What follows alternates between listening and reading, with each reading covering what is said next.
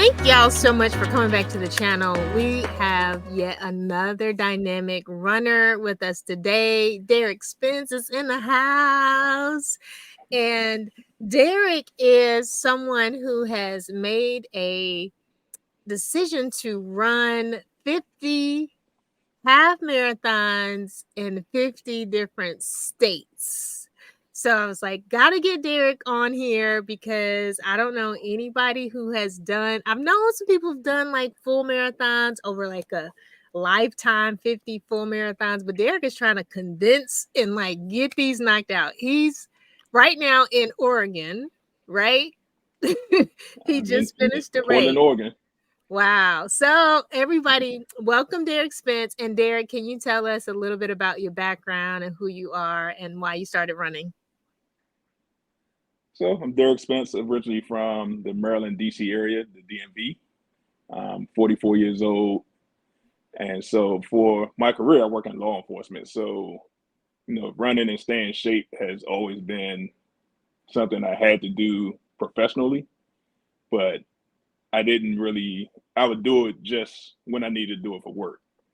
And then I think around 2015, I started running as a way of just for health benefits and to lose weight.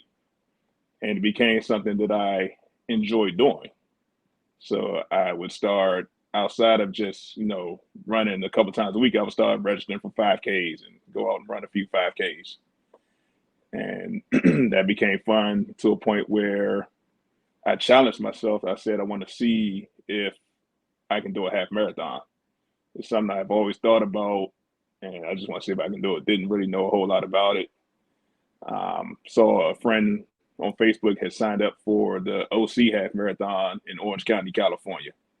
And just out the blue, I went to the website, signed up, was like, I'm going to do this. I'm going to fly to California and see what happens. And went to California and had fun. The course was great. People were great. It was thousands of people out there running. So much fun that I came home and I think I signed up for about 3 or 4 more half marathons. Wow. And when it was the California race? That was 2019. Okay. 2021, 2023. So 4 years in, how many have 4 years. you done total currently? So today, after completing the Portland half marathon, it was half marathon 33 and state 32 because I've also ran DC, but unfortunately DC is not a state. Oh, that's like, I think you should take that. That's cool. So That's cool. All right. So this is a channel for specifically new runners who are searching the YouTube algorithm to figure out everything. Like I remember when I started, it was let me find out how to run, who's running, do they look like me? And so when you think about your start, when you first started running, did you ever think that you would be out here trying to do 50 half marathons? No. And what is different about when you started running just for work, for your career versus now? Why do you continue to run? like I said, so it became so when I first started, I signed up for the first one and I enjoyed it. So I came home and signed up for 2 or 3. It was like 3 or 4 more. It was a rock and roll package. And I did those and had fun. And those were also in various states. And so then I would see people talk about the 50 state challenge. And so that's when after I did those, I said, well, I just ran 4 in 4 different states. I might as well get on this challenge and do the other 46 states. And so I told myself I was going to do it. And I gave myself, I said I wanted to run all 50 by my 50th birthday. Okay. I'm well ahead of schedule. So Okay, I'm because going to how old are finish. you now? So I'm 44 now, and Okay. if everything goes as planned, I'll run my 50th in January of 2025. That's my plan. Okay. according to Okay. my schedule. But so as I began to talk to people who are playing, and I came up with a plan, kind of someone sent me a 50 half marathon calendar. It's like Okay. a huge spreadsheet. And then I just started talking to people and making a plan. And I think the big difference, even from when I started to now, was I had the pandemic. Of course, it stopped all races, Yeah. but it also gave me time to kind of refocus and do some research, talk to people. It was during the pandemic I got turned on to the Black Runners Connection on Facebook. Shout out. So you talking to people from around the country, Yeah. and it was an opportunity to learn stuff, and so I learned a lot more and was able to kind of center my focus on exactly what I was doing. So it's like now I kind of have a plan when I go out. I know, like, nutritional wise, hydration wise. I've learned about, fueling during the run, doing long runs, and fueling doing half marathons. I never imagined when I started that you should be eating anything or taking any type of gels or anything while you're running. Early in running, it was just run and maybe no water, maybe. Mm. But so it's like you had a chance to learn a lot more, and so I've implemented all that over time, and now I can go for it. You're a better runner. I definitely shout out to Black Runners Connect and James for that crew, because I wouldn't have met you.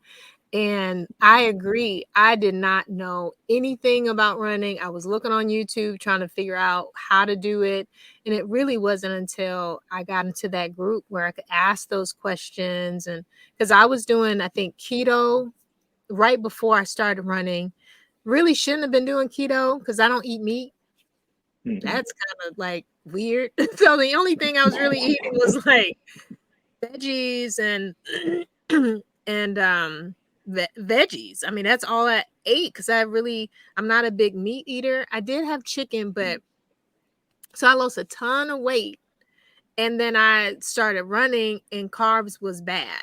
Like, I thought carbs were bad, and then when I started running, and they were like, "No, you actually need carbs for energy." I was like, "What?" And it was bad because I tried running and I didn't have hardly any carbs, and it was just, yeah, it was a really bad experience for me. So learning from people in the group, um and then also just being aware that you can't just go out and run. You gotta Right. do some type of cross training or some weights. So how, from your first half to now your 33rd, how has your body changed? How do you feel like it's easy peasy when you do a race, or what do you notice from 1 to 33? So I won't say it's easy, but I've noticed the feel is different. So half marathon 1 to probably 3, when I finished and got back in the hotel room, I was sore, I was hurting. It took you a few days to recover, and so like now, um, I'm not sore. I can go out. I've been out earlier walking around after the half marathon, and so it's just the way now that your body's conditioned. Your body's kind of used to it. It's like with anything else you do. So you Do don't have you the a soreness or certain the pain. meal? Do you have a specific meal that you like to eat before your halves? So of course carb loading. So my go to the night before the run is chicken Alfredo, chicken fettuccine Alfredo. So Yep, that's my go to. that's my meal too. Good stuff. Um, Yep. I was gonna ask you about Oregon. So you just finished this morning. Mhm. What was this race like? It's on the West Coast. Is it elevated at all? So I never looked at the elevation map for this Okay. race, but it doesn't seem terrible. Okay. but surprisingly, like a good percentage of the course is downhill was downhill today. So Wow. that was it was a plus. A nice So surprise. because The I end of it, ran or the end was pretty flat. okay. Um, they had one decent hill like around mile 9, mile 10, but other than that, it wasn't a bad course at all, and it was support throughout the whole race. It was people on the side, people in front of their houses, tons of aid and water stations. So it was a good course. What's your favorite one that you've run so far? Oh man, I have a few. um, the Detroit Free Press, Okay. Now, why is Nashville. that? So Detroit. So I have family in Detroit, so Detroit's Okay. always a go-to city for me. But to just to be able to run through Detroit and see the sights. Yeah. That's the first I've been to Detroit a million times throughout my life, but that was the first time I ran through Detroit on foot. Mm. So the run past, Hitsville, USA, which is the home of Motown, run through downtown. Unfortunately, I ran it right after the pandemic, so we couldn't run across the Ambassador Oh, Bridge into Canada. okay. But it was still a good look, just running through the city. Nice. Nashville, How do you Nashville. like that race? I mean, that is a hard. I ran that half, and I was like, So I don't. it's definitely a hard course, and I think 11 of the 13 miles was uphill. But it was the support and the Mhm. participation. I mean, you had. So I did it. It was in November. So at the start of the race, it was like 30 degrees outside. We were freezing. Okay. But you had thousands of people on the side cheering you on. You had the bands, all the entertainment, and even the runners encourage you. So you were being pushed to a Yeah. point where you kind of blocked out of your mind that I'm constantly running uphill. Mm. I So maybe it was because you were running in November. Because I would.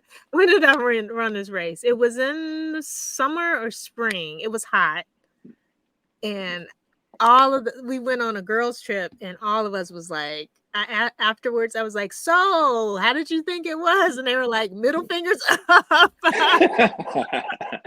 They were like, no, we will never do this race again. But I no, found that.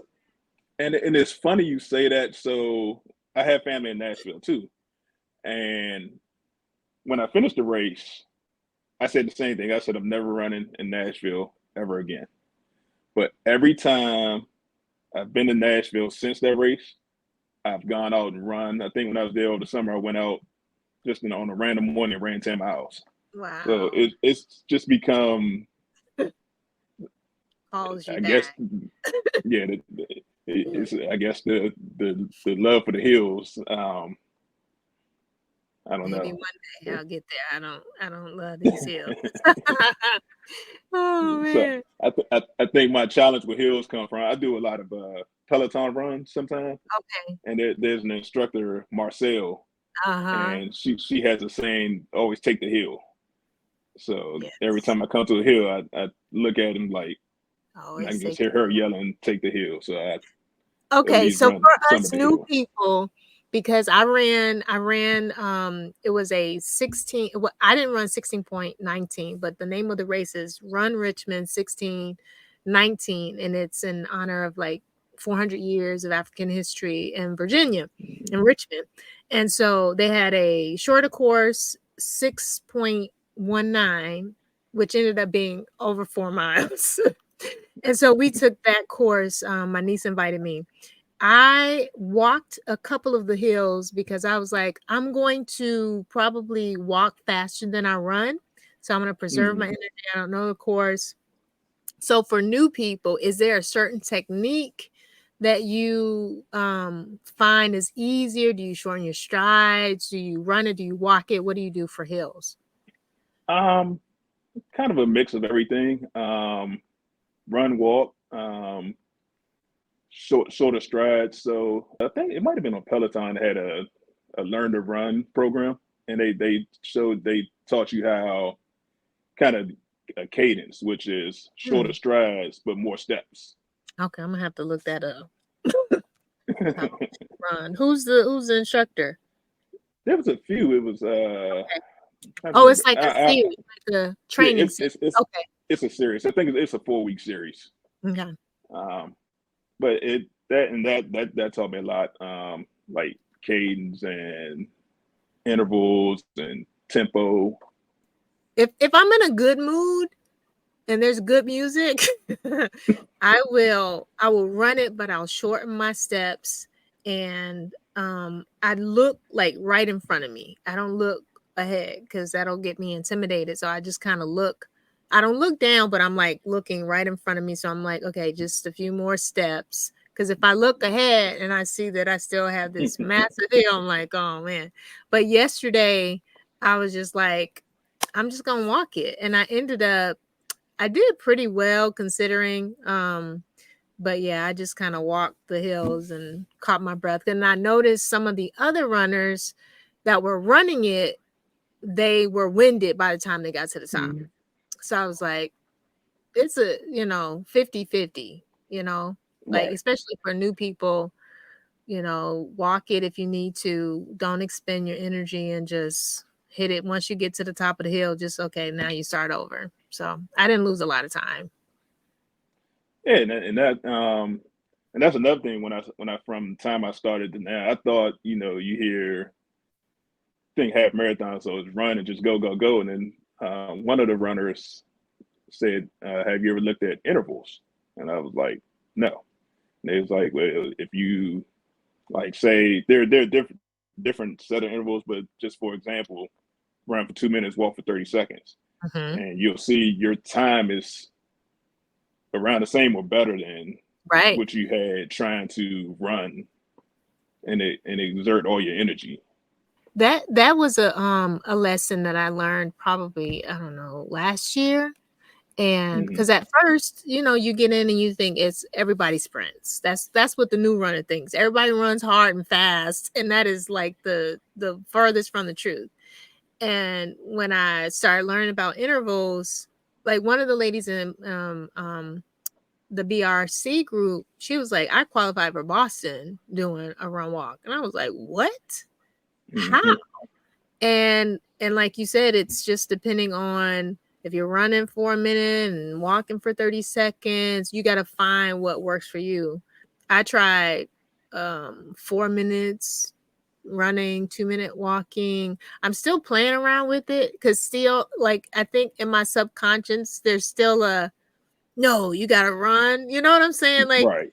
there's this voice of no, if you're not running all the time, which is so false. Because I remember running with another runner and we did intervals based on her watch, and we ended up finishing better than what I would have done if I ran it all. So I think it's Absolutely. just mindset of uh, I don't know where it comes from. I don't know if it comes from the running community or what that is about pace, and you gotta have a certain pace and you gotta be running all the time, which is it's a fallacy. It's absolutely false. Some of my better races have been from intervals. What's your like the sweet spot? As far as times or Like interval time. so, I change all the time, Yeah, and depending on the so I'll start out saying 3 4 minutes, 30 seconds, and then Mhm. sometimes I'll go on how I feel. Yeah, And if I'm still feeling good, I'll just keep going, keep and then going. I'll Yeah, switch it up. yeah, Like today, today was mostly downhill, so I did more running than yeah, walking today, just yeah. because it was going downhill is Easy. a little easier. But Yeah. I've had some like Nashville where it's all uphill, and yeah, that's a different story. Okay. What is it? Memorable experience running that you were like, this is wild. Like one of those crazy experiences that you've had. So I think the craziest experience was my first live race after the pandemic. Okay. We're Anchorage, Alaska, Oh, wow. and I think we're 3.5 miles into the race, and out my peripheral, I see something move in the. We're running on the trail, and I Oh see no. something jump, and I like. So I kind of slowed down, and the guy behind me was like, "Are you okay?" And as I pointed to my right, a black bear jumps out on the trail. Whoa. And so we're standing there, staring at the bear staring at us, and we're like, nobody really knows what to do, so we're all just standing there. Then about a minute or so later, the bear goes across the trail, runs up a tree, and we all just take off. So that's probably my craziest. Well, that's one of my craziest experiences. Okay, so hold on. Keep in mind the other one because I want to hear the other one. So you're running on a trail. It's not like pavement. So you start off downtown Anchorage, and then it goes Okay. onto a trail, and you run most of the race on a trail. Oh wow. Okay, and so then you're running 3.5 miles in, and you see something come out. Was it a big bear, a baby bear? it, it was a baby bear, Okay, but and still bear. and the wild part thinking now after the fact, baby bear's there, so Mama mom ain't too bear. far away. Right, Yeah. right. Oh my gosh. So how long were you like waiting? It was like less than 5 minutes. It wasn't terribly Okay. long enough to snap a picture. And as soon as he left, we left, and You we had gotta to, see we had. the picture. Oh my gosh, that's wild. And it was funny. So it was out and back. So coming back, I completely forgot about the bear coming back. I was like, we were back downtown. I was like, I forgot all about where the bear was. Wow. Wow, So that's crazy. Okay, and then you said you had some other ones. What other wild story? in May, I ran a back to back the Indy Mini and the Cincinnati Flying Pig. And Oh, Cincinnati I heard Flying Pig was wet. was it wet. It was more like flooded streets wet. Like it was. Wow. I'm surprised the race wasn't canceled. That's how bad it was. Like a torrential downpour the entire 13 miles. Like Wow. I had to send you a picture of one of the flooded streets we were running on. That's wild. Now I know it's a very popular race, so that's probably they were like, we do not want to cancel this race because, but I'm sure people like didn't run, right? It was certain streets you couldn't, and then it started lightning during the race, Oh and like it man. was, and it was the crazy part was, and it happened to a couple people. I get back to the hotel. As I'm walking in the hotel, my phone rings, and it's a Cincinnati number. And I was like, I don't know nobody Mhm. calling me, and so it went to voicemail.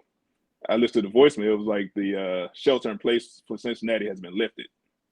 I'm like, the shelter in place has been lifted. I never got any type of call to say it wasn't that there was a Wow. shelter in place. So, and I think that happened to a few people. So it was an interesting day. Wow. Did you do well on I mean, I just can't even imagine.